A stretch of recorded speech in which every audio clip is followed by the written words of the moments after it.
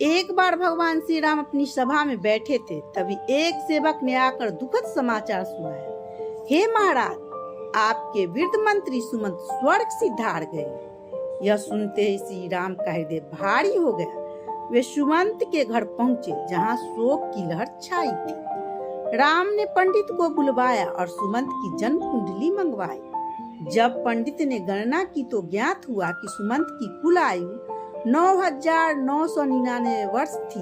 यह सुनकर राम को आश्चर्य हुआ। उन्होंने गुरु वशिष्ठ को बुलवाया और बोले, गुरुदेव, त्रेता युग में मनुष्य की आयु 10,000 वर्ष मानी गई है, फिर सुमंत की मृत्यु समय से पहले कैसे हो गई?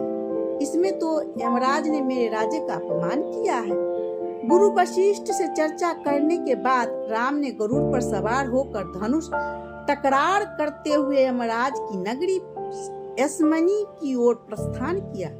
मार्ग में उन्हें देखा कि यम के दूत सुमंत को बांध कर ले जा रही हैं। श्री राम ने अपने दिव्य अस्त्रों से यमदूत को पराजित कर सुमंत को मुक्त करा दिया। यमदूत ने भयभीत होकर श्री राम से कहा, प्रभु, हमने क्या अपराध किया जो आपने हमें मारा? सुमंत के जीवन के दिन पूरे हो चुके थे, इसीलिए हम उन्हें ले जा रहे थे। राम ने उत्तर दिया, इसके जीवन के 9 दिन अभी भी शेष है, फिर तुम लोग इसे कैसे ले जा सकते हो? इस पर यमदूत बोले, राघव, जब सुमंत का जन्म हुआ था उस समय उसकी माता के गर्भ से पहले हाथ और मस्तक बाहर आए थे, बाकी शरीर 2 दिन बाद निकला। उसी समय पंडित ने विशेष मंत्रों से उसकी रक्षा की और उसका नाम सुमंत रखा गया।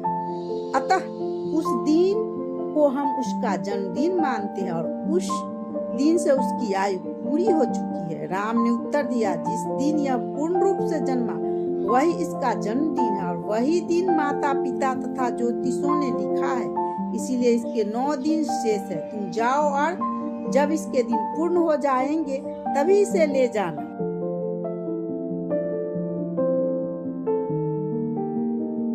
यमदूत लौट गए और राम भी अयोध्या लौट आए। सुमंत को वापस पाकर अयोध्या में उत्सव सा माहौल हो गया। सुमंत ने भगवान राम का पूजन किया और शेष बचे 9 दिन में दान पुण्य कर धर्म के मार्ग पर अग्रसर रहे। उधर यमदूत ने यमराज को सारी घटना बताई। यमराज को जब ज्ञात हुआ कि राम ने उनके कार्य में विघ्न डाला है तो वे क्रोध में भर उठे। उन्होंने विशाल सेना एकत्र की और स्वयं एक भयंकर भैंसे पर सवार होकर अयोध्या की ओर कूच किया। यमराज ने अयोध्या को चारों ओर से घेर लिया। इस संकट को देखकर राम ने अपने पुत्र लव को आदेश दिया कि वह यमराज से युद्ध करे। लव अपने रथ पर आरूढ़ होकर यमराज से भिड़ गए। लव के तीखे बाणों से यमराज की सेना के लाखों अनुयायी धराशायी हो गए। यमराज क्रुद्ध हो उठे और स्वयं लव के पास युद्ध करने लगे। यमराज ने लव का रथ, सारथी, कवच और मुकुट नष्ट कर दिया। लव क्रोधित होकर दूसरे रथ पर चढ़े